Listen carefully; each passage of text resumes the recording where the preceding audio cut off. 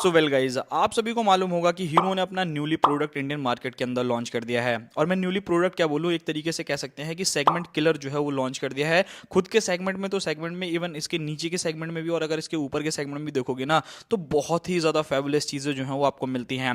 Hero ने already इस bike को जो है वो आइकमा के अंदर शोकेस किया था, उसके बाद भारत मोबिलिटी एक्सपो में भी शोकेस कर दिया था, जहां पर मैंने आप लोगों के लिए इस बाइक को कवर भी किया था।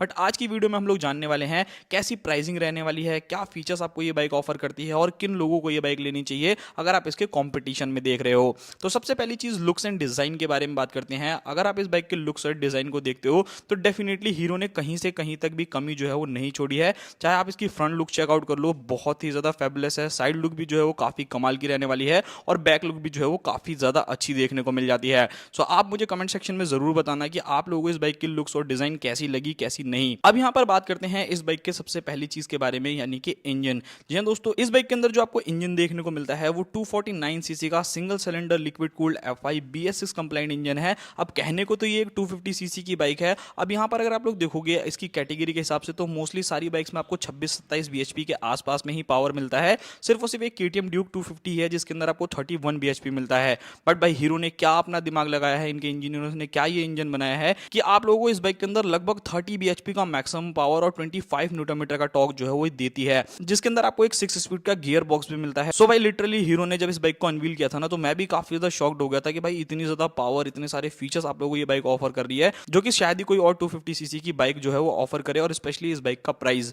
यहाँ पर अगर मैं इस बाइक के प्राइस के बारे में बात करता हूँ तो ये बाइक आप लोगों को सिर्फ और सिर्फ 1,80,000 रुपए में जो है वो एक्स शोरूम कॉस्ट करने वाली है। अगर मैं दिल्ली के हिसाब से बताऊं तो लगभग 2,07,000 रुपए के आसपास में ये बाइक जो है वो आपको ऑन रोड मिल जाएगी। तो काफी अच्छी प्राइसिंग पे जो है इस बाइक को लॉन्च किया है। लाइक अगर आप लोग NS200 को परचेज करना चाहते थे या MT15 को परचेज करना चाहते थे तो इस बाइक ने भाई काफी ज्यादा टफ कंपटीशन दे दिया है। बाकी अपने सेगमेंट में तो ये किलर रहने ही वाली है। यहाँ पर अगर मैं बात करूँ इस बाइक के आने वाले फीचर्स के बारे में, तो यहाँ पे भी भाई बहुत ही ज्यादा रिच फीचर्स जो हैं वो इस बाइक के अंदर दिए गए हैं। हीरो ने क्या स्ट्रेटेजी लगाई है, क्या दिमाग लगाया है, कौन इनको इतनी सलाह दे रहा है भाई मुझे नहीं मालूम। बट डेफिनेटली मैं यहाँ पर ये चीज जरूर कहना चाहूंगा कि कम बैक हो तो ऐसा हो कि पहले एक बार को भाई जो हीरो थी वो सिर्फ और सिर्फ स्प्लेंडर पे फोकस करती थी, बट जैसे ही वो स्पोर्ट्स कैटेगरी में आए ना, उन्होंने काफी माइंड ब्लोइंग जॉब जो है वो करी है। इवन अगर आप लोग प्रीवियस कुछ देखोगे तो उन्होंने अपनी जब XMR 210 को भी लॉन्च किया था ना, तो उस बाइक के अंदर भी काफी अच्छे फीचर्स, काफी अच्छी पावर, काफी अच्छे फीचर्स जो है वो ऑफर किए थे, जो कि आपको इस बाइक में भी मिलेंगे। सबसे पहले यहाँ पर अगर मैं फीचर्स के बारे में बात करूँ तो इस बाइक के अंदर आपको ऑल LED सेटअप देखने को मिलेगा।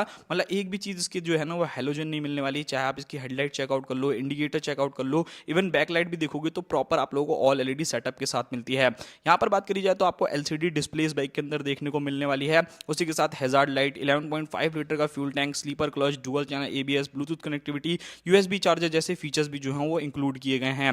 वहीं अगर मैं बाकी चीज़ों के बारे में बात करता हूँ, सस्पेंशन, ब्रेक्स एंड टायर के बारे में, तो यहाँ पर अगर आप लोग देखोगे तो सस्पेंशन भी वन ऑफ द बेस्ट रहने वाला है इसके सेगमेंट के हिसाब से। इस बाइक के अंदर आपको 43 mm की USD सस्पेंशन जो कि फ्रंट में आप लोगों को मिलेंगे। रियर में अगर आप लोग जाते हो तो वहां पर आपको मोनोशॉक एब्जॉर्बर्स देखने को मिलेंगे, जिसको आप 6th वे जो है वो एडजस्ट कर सकते हो। लाइक अगर आपको हार्डर साइड करना है तो आप हार्डर साइड भी कर सकते हो, और अगर आप लोग सॉफ्टर साइड करना चाहो तो वो सारी चीजें भी जो है वो आप इजीली कर सकते हैं। सो भाई यहाँ पर आप लोगों को पता ही होगा कि इस बाइक की परफॉर्मेंस बहुत ही ज्यादा प्यारी है, बट उसी के साथ ब्रेकिंग में भी यहाँ पर कोई भी कॉम्प्रोमाइज नहीं छोड़ा। बिकॉज मैंने ये चीज काफी बार देखी है कि अगर आप कोई भी बाइक लेने जाते हो तो कहीं ना कहीं कंपनी जो है अगर पावर ज्यादा देती है तो ब्रेकिंग उतनी अच्छी नहीं देती, ब्रेकिंग अच्छी देती है तो सस्पेंशन नहीं देती। बट यहाँ पर हीरो ने इस चीज में भी बहुत ही ज्यादा काबिले तारीफ काम किया है। यहाँ पर अगर ब्रेकिंग के बारे में बात की जाए तो 320 mm की फ्रंट डिस्क जो कि पैडल डिस्क ब्रेक्स के साथ आने वाली है, और 230 mm की रियर डिस्क आप लोगों को इस बाइक के अंदर मिल जाती है विद डुअल चैनल ABS। अब यहाँ पर ऐसा नहीं है कि सिर्फ और सिर्फ डुअल चैनल ABS ही आप लोगों के लिए प्रोवाइड किया है। डुअल चैनल ABS जो है 2 मोड्स के साथ भी दिए गए हैं, तो मे भी हो सकता है कि स्विचेबल ABS भी जो है वो आप लोगों के लिए इस बाइक के अंदर मिल जाएगा। तो ये भी एक काफी ज्यादा बेहतरीन चीज रहने वाली है। अब उसी के साथ बात करते हैं कि आप लोगों की बाइक की ब्रेकिंग बहुत ज्यादा अच्छी है, बाइक के सस्पेंशन बहुत ज्यादा अच्छे हैं, तो टायर के बारे में क्या कहना चाहेंगे। सो भाई यहाँ पर अगर मैं बात करता हूँ तो इस बाइक के अंदर आपको डायमंड कट अलॉय व्हील्स देखने को मिल रहे हैं, जो कि बहुत ही ज्यादा स्टाइलिश लग रहे हैं। मतलब पर्सनली मुझे अगर लुक वाइज बोलो ना भाई, ये बाइक हर जगह से पसंद आई है। चाहे इसके अलॉय व्हील्स ले लो, फ्रंट लुक ले लो, साइड लुक ले लो, बहुत ही ज्यादा फेबुलस रहने वाली है। यहाँ पर अगर मैं बात करूँ टायर साइज के बारे में, तो यहाँ पर आपको 110 70 17 आपको फ्रंट टायर, 150 60 17 आपको रियर टायर देखने को मिलते हैं, जो कि काफी ज्यादा लाजवाब रहने वाले हैं। अब यहाँ पर अगर मैं बात करूँ भाई इसकी डायमेंशंस के बारे में, तो डायमेंशंस अगर आप लोग देखते हो तो यहाँ पर आपको क्रैब वेट जो है वो लगभग 167.7 kg का मिल जाता है। उसी के साथ ग्राउंड क्लियरेंस के बारे में बात की जाए तो 167 mm के आसपास में आपको ग्राउंड क्लियरेंस मिलती है। और एक चीज बहुत ज्यादा बेहतरीन है कि इसके अंदर जो सीट हाइट मिलती है वो 806 mm के आसपास में मिलती है। सो अगर आप एक शॉर्ट राइडर भी हो ना तो आपको कोई भी दिक्कत नहीं होगी, इजीली आप जो है बाइक के ऊपर बैठ सकते हो, उतर सकते हो। और अगर इसकी सीट्स के बारे में भी बात करूँ ना तो राइडर की सीट तो डेफिनेटली बहुत ज़्यादा कंफर्टेबल रहने वाली है, बिकॉज बाइक के अंदर आपको स्प्लिट सीट्स मिलता है। तो हो सकता है कि थोड़ा सा कंफर्ट जो है वो प्लेन को ना मिले, बट राइडर को तो डेफिनेटली मिलने वाला है। काफ़ी स्ट्रेट पोजीशन जो है वो आप लोग बैठते हो, स्पोर्ट्स वाला भी फील आप लोगों को मिल जाता है। लॉन्ग राइड्स अगर आप लोग करना चाहो तो वो सारी चीज़ें भी जो है वो इजीली कर लोगे, वहां पर भी आपको कोई दिक्कत नहीं होगी। अब बात करते हैं इसके कंपटीशन में आने वाली कौन कौन सी बाइक्स हैं जो कि इससे कंपटीशन करने वाली है, और उसी के साथ बात करेंगे कि क्या आप लोगों को ये बाइक परचेस करनी चाहिए या फिर नहीं, और कुछ कॉन्स के बारे में भी। यहाँ पर अगर मैं बात करूँ भाई इस बाइक के, अगर इस बाइक के कंपटीशन के बारे में बात करी जाए तो लगभग लगभग 3 से 4 कंपटीशन जो है इस बाइक के निकल करके आते हैं। सबसे पहला डोमिनार 250, उसी के साथ अगर आप नेक्स्ट बाइक देखोगे तो N250, जिक्सर 250 और उसी के साथ ड्यूक 250, जो कि सबसे बड़ा कंपटीशन रहने वाला है।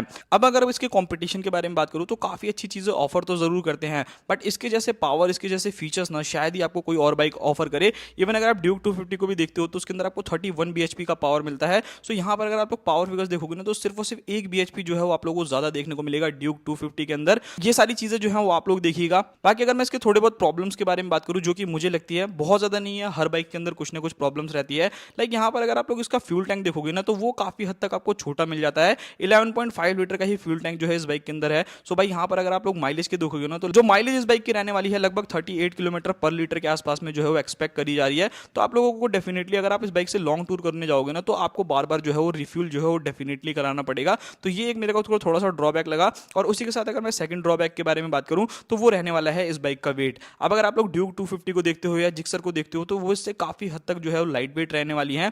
यहाँ पर अगर मैं बात करूं इस बाइक के वेट के बारे में तो 167 kg का अराउंड इसका वेट मिलता है। वहीं अगर आप ड्यूक 250 को देखोगे तो वो आपको 163 kg की मिल जाती है। अगर आप यहाँ पर सुजुकी की जिक्सर को देखोगे तो वो और भी ज्यादा जो है वो लाइट वेट रहने वाली है। अगर आप एक्सट्रीम के कंपैरिजन में देखते हो, जो कि मेरे को एक थोड़ा सा कहीं ना कहीं ड्रॉबैक लगा कि इस बाइक के अंदर जो है थोड़ा सा वेट जो है वो आप लोगों को डेफिनेटली ज्यादा लगने वाला है। तो आप लोग इस चीज के ऊपर क्या राय है आप मुझे जरूर कमेंट बॉक्स में बताना भाई, आप लोगों को क्या लगता है कि बहुत ज्यादा भारी रहेगी या फिर हल्की रहने वाली है। बिकॉज अगर मैं जिक्सर के बारे में बात करूं तो वो सिर्फ और सिर्फ 156 kg के अराउंड जो है वो वेट करती है। तो ये चीजें हैं। बाकी अगर मैं बात करूं कि भाई कौन सी बाइक आप लोगों के लिए ज्यादा बेटर रहेगी तो एक एक करके मैं आप लोगों को बताता हूं। सबसे पहले डोमिनार 250 को रख लेते हैं कंपटीशन में। तो डोमिनार को अगर आप लोग देखते हो ना तो भाई वो ज्यादातर हाईवेज के लिए बहुत ज्यादा बेटर रहने वाली है। बट अगर आप डेली लाइफ में डोमिनार को चलाना चाहोगे ना तो वहां पर आपको काफी ज्यादा इरिटेशन जो है वो हो सकती है। बिकॉज उस बाइक का जो वेट है लगभग 180 किलो के आसपास में है, जो कि डेली ड्राइविंग के हिसाब से ना थोड़ा बहुत कहीं ना कहीं आपका एक्सपीरियंस जो है वो खराब करने वाला है।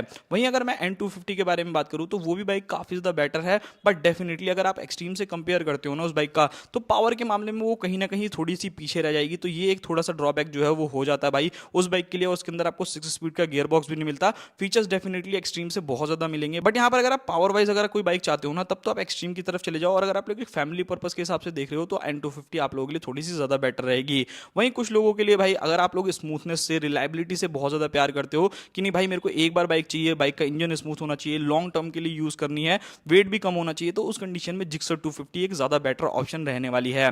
बात करी जाए लास्ट बाइक के बारे में, ड्यूक 250 के बारे में, तो देखो ड्यूक 250 जो है वो भाई आप उसके लिए अच्छे खासे जो है वो ज्यादा प्राइस दे रहे हो। लगभग ये बाइक 2,27,000 रुपए के आसपास में कॉस्ट करती है। तो भाई जितना वहाँ ऑन रोड ही आ जाएगी ना उसमें कुछ पैसे भी आप लोगों के बच जाएंगे, उतनी की तो सिर्फ और सिर्फ आप लोगों का एक शोरूम जो है वो आपको ड्यूक 250 मिलती है। वहां पर पावर फिगर्स जो है वो थोड़े से ज्यादा बेटर रहेंगे। Because power to weight ratio जो है ना वो ड्यूक 250 का काफी ज्यादा ब्रिलियंट है। ब्रेकिंग जो है वो आपको काफी ज्यादा अच्छी मिल जाती है। और वहां पर आपको प्रॉपर एक TFT डिस्प्ले भी देखने को मिलती है। तो उस कंडीशन में मैं यही कहना चाहूंगा कि अगर आप एक बहुत ज्यादा परफॉर्मेंस ओरिएंटेड बंदे हो कि बहुत ज्यादा हाई परफॉर्मेंस चाहिए, बहुत ज्यादा जबरदस्त सी डिजाइनिंग चाहिए, और उसी के साथ आप लोगों को एक ऐसी मशीन चाहिए जिसको आप बहुत ज्यादा तगड़ी तरीके से जो है परफॉर्मेंस निकाल सको, तो उस कंडीशन में ड्यूक 250 ज्यादा बेटर रहने वाली है। एक्सट्रीम 250 एक तरीके से कह सकते हो कि इसके सेगमेंट के हिसाब से देखोगे ना तो काफी ज्यादा वैल्यू फॉर मनी रहने वाली है। बाकी यही था पूरा का पूरा वीडियो। आई होप्स आप लोगों को देख करके सारी चीजें पता चल गई होंगी कि कौन सी बाइक ज्यादा बेटर रहने वाली है, किसमें ज्यादा फीचर्स मिलते हैं। बाकी आप एक्सट्रीम 250 के बारे में क्या सोचते हो आप मुझे जरूर कमेंट बॉक्स में बताना। और अगर आप ऐसी ही वीडियो एक्सपल्स 210 के ऊपर देखना चाहते हो तो आप मुझे कमेंट कर देना, मैं आप लोगों के लिए वीडियोस बना दूंगा।